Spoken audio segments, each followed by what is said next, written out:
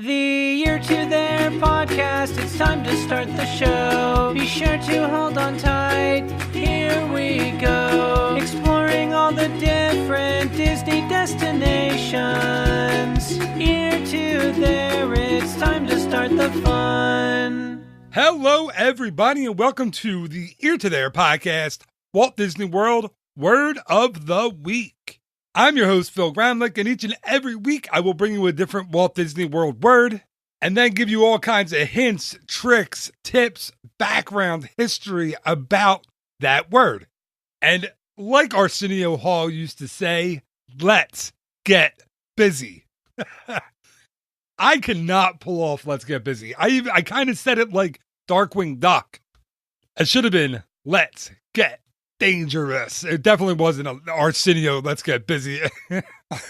I'm not on Arsenio's level. So Arsenio, if you're listening to this, I am sorry for butchering your coolest ever tagline from the early 90s. You actually made it cool. I just sounded like a dope. Okay. Enough of the tomfoolery. Hey, another T word. This week's word of the week is certainly not tomfoolery. I gotta stop. Okay, this week's Walt Disney World word of the week is brought to you by the letter T. T for trader. Yes, you knew this was coming, right? If you're a listener to the show, you had to know that Trader Sam's was coming sooner rather than later. Yes, this week I want to talk about my two favorite bars in all of the Disney properties in the United States, Trader Sam's. First, I'll tackle Trader Sam's Enchanted Tiki Bar out in Disneyland, and then we'll tackle the Trader Sam's Grotto that's actually located in the Polynesian, let's get this name right, Disney's Polynesian Village Resort and Bungalows. Okay, so why do I love Trader Sam's? Let's start with how much do I love Trader Sam's? And I've mentioned this before on the show, but just in case we have first-time listeners this week, because, listen, who's not going to see a Trader Sam's podcast and click it? I am the crazy person that loves Trader Sam's so much that I am building a miniature version of Trader Sam's in my own home. Yes, you actually heard that. Sadly, you actually heard that absolutely correct. I am building Trader Sam's literally like feet from where I am sitting right now recording this episode of the show. So when we moved into our new house last year, we had a garage. For those of you who have been listening to the show for a while now, our old house, we converted our garage into a home theater. This time I decided with the show, I had to dedicate one small area, which is where I am now, into a little studio.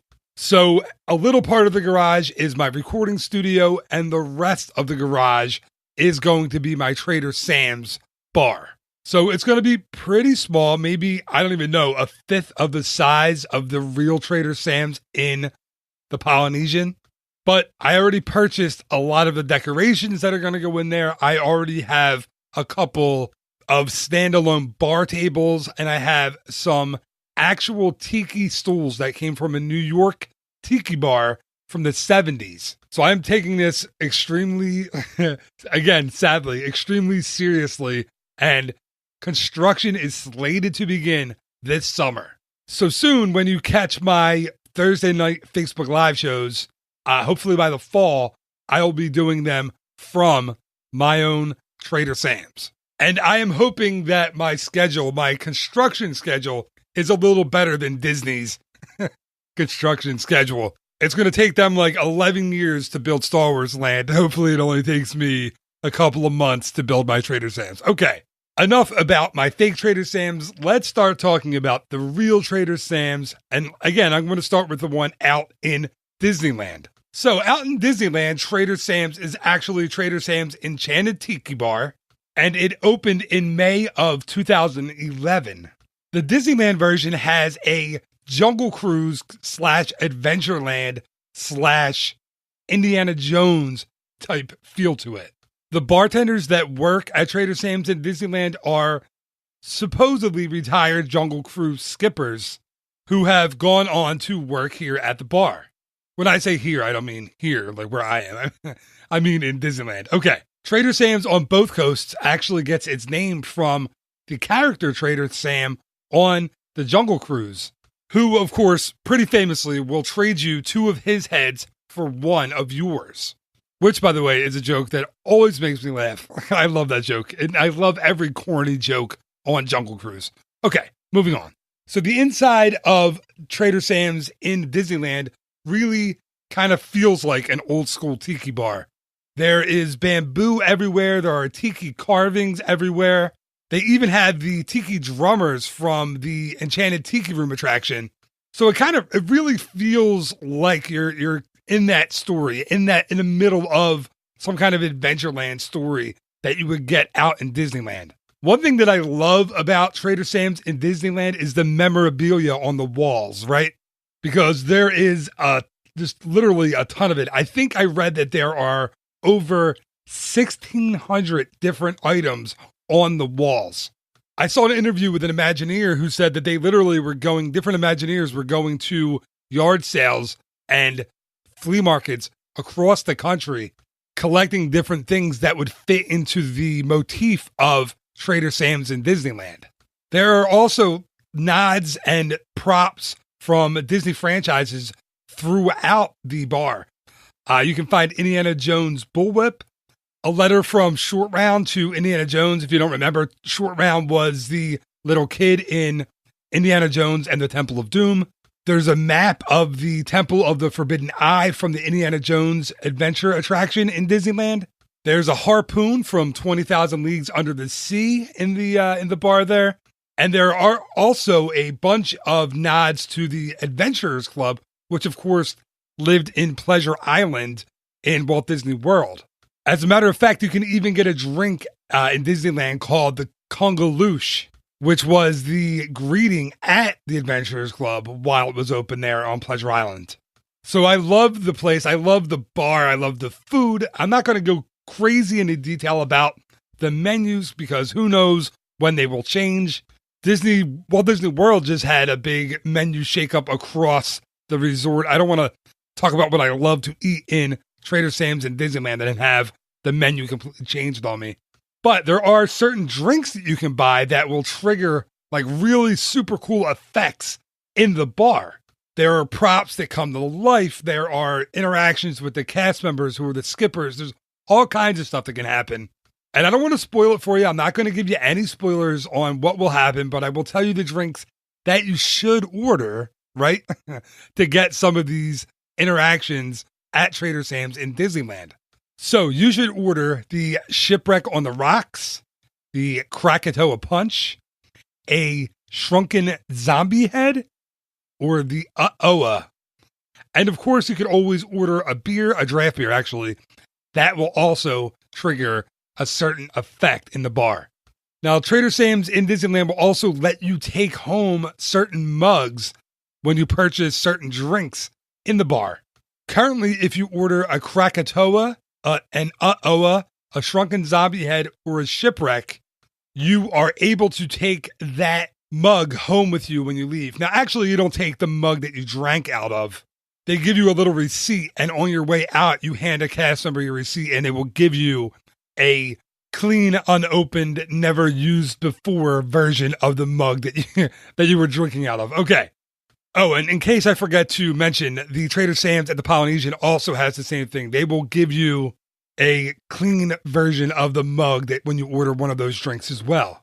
Now, one thing that's super different about Trader Sam's in Disneyland as opposed to the one in Walt Disney World is the exterior. Now, the exterior at the one at the Disneyland Hotel is very, very obvious, right? From all angles, you can see it. It has burning torches outside, like the tiki torches. It has, a very kind of Adventureland look to the building. So you can't really walk right past it and miss it. It's kind of out in the open. It's there. You notice it as soon as you walk by. Now, at the Polynesian, Trader Sam's Grog Grotto has a completely different entrance than the one out in Disneyland. The Grog Grotto entrance is almost like a speakeasy. And I've mentioned this on the show before. It's a little nondescript door down a hallway So if you haven't been to the Polynesian in a while, think about where Captain Cook's is. So you walk past Captain Cook's, and as you're exiting the building, right before you do, you'll see a little door on your right-hand side. Well, I don't know why I said a little door. It's probably it's a regular sized door, I think. We're not talking Alice in Wonderland, like you have to drink something to shrink you down to get through the door. It's a regular sized door. But anyway, that's the entrance to the Grotto, the main entrance. And it's a tiny little door that has a very, basic logo on it. You could easily miss it if you were walking down that hallway, but you won't miss it much because once you get outside, you see the whole outdoor area of Trader Sam's. And the outdoor area is even bigger than the indoor area. The indoor seating at the Grotto seats, I think, 50 people. And outdoor in the open air seating, I think they sit 80 people. So not a whole lot of seats to go around at this place. And it's still very, very popular. So my recommendation, if you want to go to Trader Sam's Grotto, is get there early, especially if you want to sit inside. And honestly, inside is where all the fun happens. You can get the same drinks outside. They have the bartenders out there. They have live music. Oftentimes, they'll have, Hawaiian music playing. But inside is really where the party is. You kind of want to be inside at Grotto, just like you want to be inside out in Disneyland. That is where all the fun stuff happens. That is where the interactive elements are. That's where all the cool artifacts are. That's where all the cool props are. So yeah, you want to be inside. Now, Trader Sam's Grotto at the Polynesian has more of a nautical feel than a tiki feel. There are still the elements of a tiki bar in there, but it has elements of 20,000 Leagues Under the Sea, and it feels more like a seaside kind of bar than the one out in California does. So again, Grotto was started by Trader Sam, the famous figure from the Jungle Cruise. At least that's how the story goes, right? I don't know if the actual Trader Sam has ever set foot in there, but I can't say he hasn't, so who knows? Now, the Grotto actually has some of the same drinks as the one out in Disneyland. So you'll see the Oa, the Krakatoa Punch, the Shrunken Zombie Head. But they also have unique ones that you won't find out in Disneyland, like the Nautilus. Now, the Nautilus is enormous. It's a huge drink. It's one of the mugs that you can take home with you. I'd recommend at least 2 people sharing a Nautilus, and there's a lot of booze in that one. So just be aware of that before you order that drink. It's very large, and there is a lot of alcohol in that one. And again, the same thing goes as Trader Sam's Enchanted Tiki Bar here at the Grotto. There are literally, the walls are covered in memorabilia and props from 20,000 Leagues Under the Sea and from Adventureland and the Jungle Cruise. And there is one, I'll give you one spoiler because I mentioned this on a podcast before. Just in case you missed it, let me tell you again. There is a certain stool, or maybe there's a couple of stools that will sink at the bar. Now, when I say sink, it's not like they go down quickly. It's very, very, very gradual, very slowly. So slowly that if you're sitting on one, you won't notice it. At least you won't notice it until it's too late and you realize the person sitting next to you is sitting just well above your head. I was at Trader Sam's Grotto with a friend of mine. We were having a couple of drinks, having a couple of appetizers. I wasn't paying attention. Now listen, I'm not a tall guy, right? I'll admit it. I'm 5'7". I'm a short guy. He's 5'11", 6 feet, and he's significantly taller than I am. But all of a sudden I realized I was like a little kid looking up to him on his stool. And I realized that, my stool had been sinking into the ground. So I asked the bartender if he would fix my stool. And the cast member, the bartender, was very, I don't know what you're talking about. I don't know. I didn't touch your stool. So he told me to go over to, there's a huge tiki god on the wall. And he said I must have angered her. And that was why my stool was shrinking or sinking. So I had to go over and plead with her to have my stool return to its normal spot. So there's nothing quite like making a fool of yourself in front of an entire packed bar in Walt Disney World. But as one of my favorite entertainers in Walt Disney World, Yeehaw Bob, says, don't worry about it. You'll never see these people again in your life. I took that approach and I did pray to the Tiki God. and she fixed my stool for me. Anyway, both the Enchanted Tiki Bar out in Disneyland at the Disneyland Hotel and the Grog Grotto at Disney's Polynesian Resort Hotel Bungalow Cabanas, you know the name of it.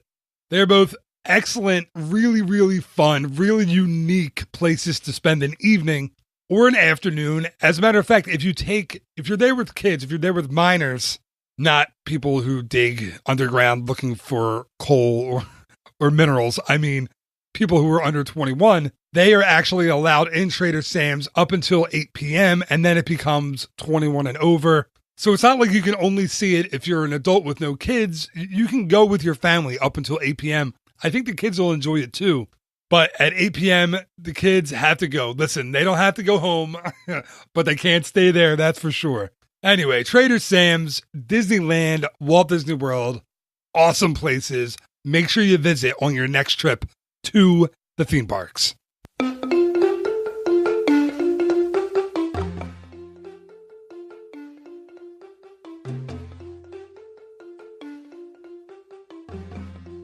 And that is going to do it for this week's Walt Disney World Word of the Week.